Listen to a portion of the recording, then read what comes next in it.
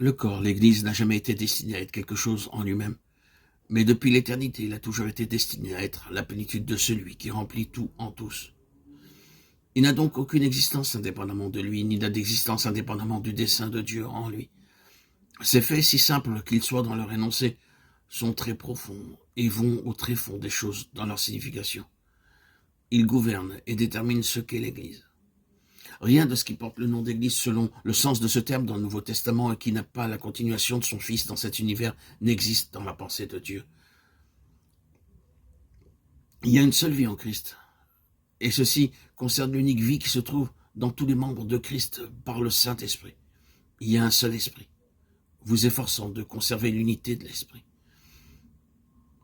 Il y a l'unique vie par le Saint-Esprit. C'est seulement ainsi que Christ parvient à sa plénitude dans son corps, que l'Église accomplit la pensée divine pour son existence, qu'elle parvient au but divin. Nous avons déjà cherché à voir comment l'homme céleste en personne fut gouverné par l'Esprit en chaque détail, vu que l'accomplissement de toute la révélation de Dieu le concernant dépendait d'un tel gouvernement. Toutes les Écritures qui avaient été transmises auparavant l'indiquaient et attendaient leur accomplissement en lui, mais il devait être l'accomplissement de toutes ces Écritures, jusqu'au moindre détail. Cela aurait été une responsabilité écrasante, accablante et impossible de se charger mentalement de leur réalisation, d'être à chaque instant de sa vie conscient qu'il était responsable de tout ce qui était consigné dans les Écritures. D'avoir cela dans le domaine de sa pensée aurait été un fardeau impossible à porter. Il aurait été la personne la plus introspective qui existait. À chaque instant, il se serait posé la question, suis-je en train de faire la chose qui convient? Est-ce que je le fais de la bonne façon? Suis-je en train de faire ce que je dois faire selon ce livre et selon ce standard?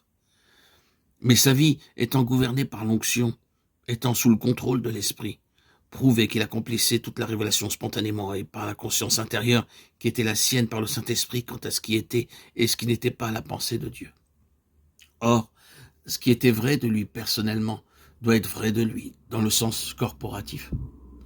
Voici une révélation concernant Jésus-Christ qui est issue des conseils éternels de Dieu, une révélation d'une immense signification, une destinée à un système céleste spirituel grandiose, résumé en lui et qui doit être exprimé, forgé, réalisé en lui corporativement, comme ce le fut en lui personnellement.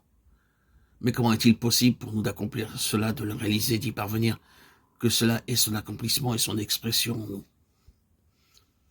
seulement sur la base d'une vie unique par le Saint-Esprit en tous? C'est là ce qui donne de la force à l'exhortation contenue dans cette même lettre, que nous soyons remplis de l'Esprit. Cela donne la véritable signification et la vraie valeur à tout l'enseignement concernant le Saint-Esprit, à savoir la réception de l'Esprit, la marche selon l'Esprit, la conduite par l'Esprit.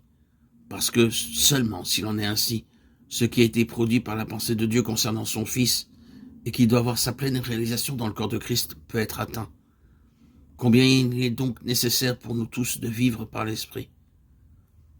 Ce n'est pas suffisant que quelques-uns d'entre nous vivent par l'Esprit. Il est important que tous vivent ainsi et que pas un seul ne marche selon la chair,